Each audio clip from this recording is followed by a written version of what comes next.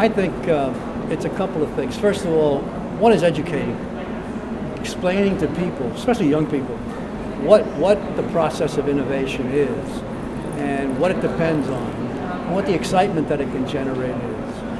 Okay? The second is for the leadership to understand that without their protection and support, there's a very good chance that innovation will never take place. It cannot happen without support of a usually high-level champion.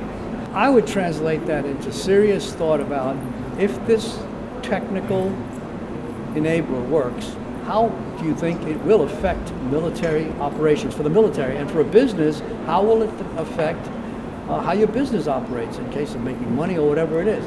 That question is very difficult to answer. Let me just take a second. At DARPA, in the beginning of a program, which lasts 3 to 5 years usually, the question has to do with technical feasibility. Once the program is underway, then the question becomes the other one I just mentioned.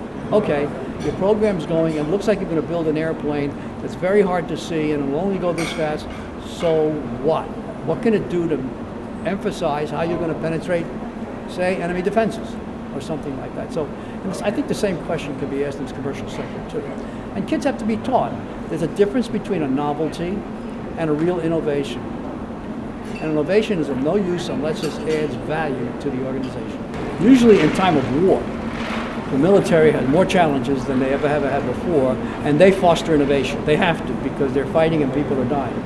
In time of peace, the military quite often gets wrapped up in its own bureaucratic process. Companies quite often are the same way. When they're stressed by competition, then they look for new ways to do business to stay competitive.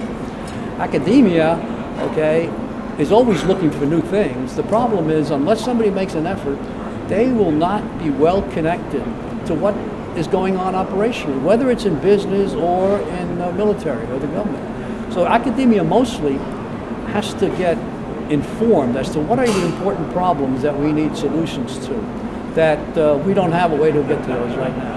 IDEX shows you what's available now or very soon in the future. So IDEX will show real prototypes that perhaps are ready to go into production or are in production, things people can buy. What innovation is all about is getting people who can think about the next step. Because anybody who works in research and development knows that nothing that they do will really be part of the business for quite a while. And then what the other thing that it could do is it can, if there's so many military people here, you can get military people, perhaps if they can talk to academics about what some problems are that these things don't solve and why they don't solve it. And then people can go back and start thinking about what do you do differently. I think it's a new thing that people are looking for to see if it's going to help them. And so there's interest, and I think that's important. I think it was said by somebody else that now the government leadership can keep that interest alive with programs that get the young people turned on, with experimentation, these demonstrations that we're talking about, all that kind of stuff, just to keep the enthusiasm up.